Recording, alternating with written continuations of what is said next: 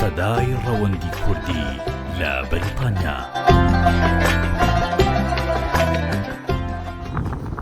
بسم الله الرحمن الرحيم. الحمد لله رب العالمين، والصلاة والسلام على نبينا محمد وعلى آله وأصحابه أجمعين. اللهم يا ربنا تقبل منا صلاتنا وصيامنا وقيامنا وقراءتنا للقرآن يا أرحم الراحمين. برایانی بەڕێزم خوشکانی بەڕێزم سڵاوی خوای پەروەردگارتان لێبێ لە هەر کوێ هەن. داواکارم لە خوای پەروەردگار ڕۆژ و تاعەت و عیبادەت و چاکەکاری و چاکەوتن و چاکە بیستن لە هەموو لایەکمان قبوڵ کات. پێم خۆش بوو لە خزمەتانە چەند بابەتێک باسکەین سەبارەت بە ڕۆژووی مانگی ڕەمەزان کە وایسە لە مانگە پیرۆزان بۆی بەرچاوڕوون بین لە دینداریمانە. خوای پەروەردگار هەموو لایەکمان موفق کات. ئەو شتانێک کە چین کە ڕۆژوو بەتاڵ ناکەنەوە پێم خۆشە باسی کەم بۆ بەرچاوڕوونی کە زۆر زەرورە و زۆر جار پرسیاری لەسەرەکرێ. یەکێ لەو شتانە لاشە گران بوونە. ئەگەر کەسێک لە پێش نوێژی بەیانی لاشەی گران ببێ واتە لەگەڵ خێزانیا بخەوێ، ئەوە هیچ کاتێ ڕۆژوو بەتاڵ ناکاتەوە. ئەوەی ڕۆژوو بەتاڵەکاتەوە ئەوەی لە دوای نوێژی بەیانی لەگەڵ خێزانیا بخەوێ. ئەگەر یەکێک لە دوای نوێژی بەیانی شەیتانی یا لەشگرانی بوو ئەوە زۆر احتیادیە و چونکەوە ئیرادەی خۆی تێدا نیە، بەڵام ئەو کەسێکەوە بەدەستی خۆی ڕەحەت کا بڵێن ئەوە ڕۆژەکەی بەتاڵە بێتەوە. بەڵام ئەگەر بە شەیتانی بوون بێ بەتاڵ نابێتەوە، ئەگەر جیماعیشی پێش نوێژی بەیانی کرد بێ ئەوە بەتاڵ نابێت. خاڵێکی تر مەسەلەی دەستبازی یا ماچکردن لەگەڵ خێزانی خۆدا. لە ڕاستیە لەگەڵ خێزانی خۆدا ماچکردن ئەوە شتێکە کە لە ڕووی شەریعەوە دروستەوە ڕۆژوو بەتاڵ ناکرد. بەڵام ئەبێ ئینسانی مسلمان وریا بێ لە ڕەمەزانە خۆی بە دوور بگرێ بۆی کەوا لە ماچەوە نەیبا بۆی کەوا خوانەخواسە ڕۆژەکەی بەتاڵ کاتەوە بێ مای پێکەوە خەوتن. خاڵێکی تر لەو خاڵانە لە ڕاستی خۆفێنکردنەوەیە. ئەگەر شوێنانەی بە تایبەتی گەرمن، لەو شوێنانەی کە گەرمن و خۆفێنکردنەوە ئەوە هیچ عەلاقەیەکی لە ڕۆژوو نییە و ڕۆژوو بەتاڵ ناکاتەوە. چی ئاو بچێتە گوێی، چی بچێتە لوتی بە هیچ شێوەیەک. خاڵێکی تر ئاو هەڵدانە دەمە، بەڵام غەرغەرەی پێ نەکا و کەسە ئاو هەڵداتە دەمی احتیادیە و ئەتوانێت ڕۆژانە ئاو هەڵداتە دەمی. تامکردنی خواردنە یەکێ ئەو بە تایبەتی ئەو خوشکانەمان کەوا چێژ لێنێن یا ئەنە و برایانەمان کەوا لە مەتامەکانان ئەتوانن تامی چێشت بکەن و بەڵام چێ تامەکە قوتی نەدەن، دوای ئەسەرەکەی هیچ کێشەیەکی نییە. خاڵێکی تر لەو خاڵانە مەسەلەی حیجامەکردنە. حیجامەکردن لە مانگی ڕەمەزانە دروستە و هیچ کێشەیەکی تێدا نییە. خاڵێکی تر لەوانە مەسەلەی چاوڕەشتنە. ئەگەر کەسێ چاو بڕەشێ چی پیاو بێ چی ژن بێ هیچ کێشەیەکی نییە. خاڵێکی تر بەکارهێنانی بۆنی خۆشە، چی بۆ پیاو چی بۆ ژن ئەتوانێت بۆنی خۆش بەکار بێنێ. خاڵێکی تر سیواکردنە و بەکارهێنانی سیواکە و فڵسێ و معجونە ئەتوانێت ئەو کەسە بەس قوتی نەداتەوە توانێت ڕۆژانە بەکاری بێنێ.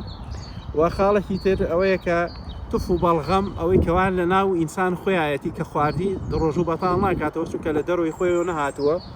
خاڵێکی تر ئەوەیە کە ئەگەر پاشماوەی خواردن لە ژێردانیا ما بوویۆ یا کاتێ شتێکی خواردە بوو ئەوە هیچ کاتێ ڕۆژووی بەوە بەتاڵ نابێتەوە.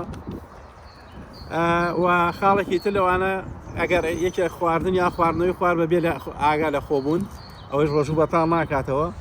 و کەسێکیش لە ڕاستیە ئەگەر وای زانی بێ بانگی نەداوە خواردنی خوارد ئەو کەسەش ڕۆژەکەی بەتاڵ نابێتەوە بە شەرتێ نەیزانی بێ. خاڵێکی تر خواردنەوەیە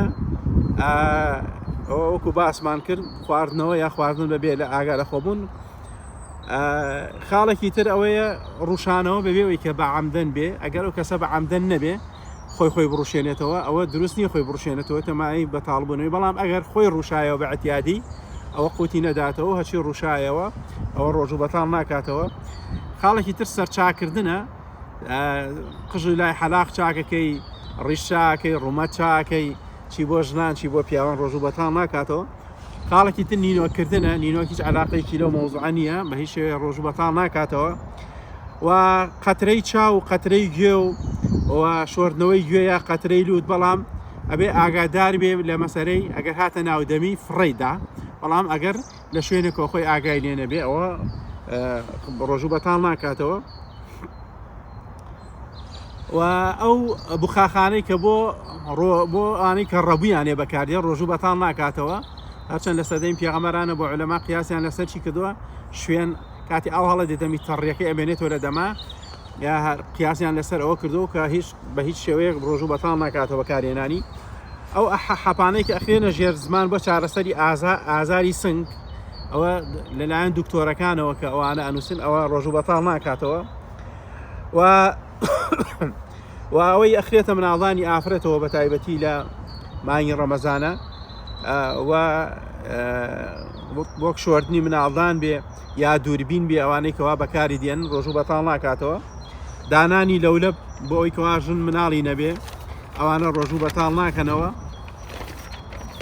خاڵێکی تر فەحەزکردنی میزڵدانە بە نازور ئەمان ڕۆژ و بەتاڵ ناکاتەوە خاڵێکی تر چارەسەری ددانە ینی چی بۆ لای دکتۆری دان چارەسەریدان بە زوریا بێکەوە ئەو شتانەی کە دێتە ناودەمی هەتا ئەتوانێت خۆی لێ پارێزەوەی قوتی نەداتەوە خاڵێکی تر ئەوەیە دەرزیەک کە دەرزی ژێر پێز بێ بۆ عیلاج نەکوەکو دەرزی مخەزینە بێ دەرزی عیلاج ڕۆژ و بەتاڵ ناکاتەوە هەموو کرێمێک یا مەڵهەمێک بەکارهێنانی ڕۆژ و بەتاڵ ناکاتەوە ئەو شتانەی فەحسی دەماغی پێکرێ یا عیلاجی دەماغی پێکرێ ئەوانە ڕۆژ و بەتاڵ ناکاتەوە نازوری مەعیدە بە مەرجێک شلێمەنیەکەیە پێش ئەو نازورە ئەیکەن بە قورگا ئەوەی لەگەڵانە بێ مجرد ئەگەر جیازەکە بێ زانایە نەفەرمون بەتاڵی ناکاتەوە و وەرگردی پارچەیە لە گزامێک بۆ فەحز ئەبانە ڕۆژ و بەتاڵ ناکاتەوە بە مەرجێکە و کەسە ئاوی مەغەزی پێویست نەبێ ینی بەبوونی ئەو پارچەوە کە دەرێنە بێ ئاوی مەغەزی تێکرێ ئەگەر ئاوی مەغەزی پێویست نەبوو ئەوە ڕۆژ و بەتاڵ ناکاتەوە داواکارم لە دوعاکانتان بێ بەشمان نەکەن ئەمە کۆمەڵی بابەت و بۆ ئەوی کەوا بە شاوڕوون بین لەم ڕەمەزانە داواکارم لە خوای پەروەردگار دووبارە ڕۆژ و تاعات و عیبادەت لە هەموو لایەکمان قبوڵ کە وصلى الله على نبينا محمد وعلى آله وأصحابه أجمعين والسلام عليكم ورحمة الله وبركاته. کەناڵی BK4 لە خەمی هەمووان کۆکەرەوەی کوردان لە تاراوگا بەگشتی لە ئەوروپا و بەریتانیا کەناڵی BK4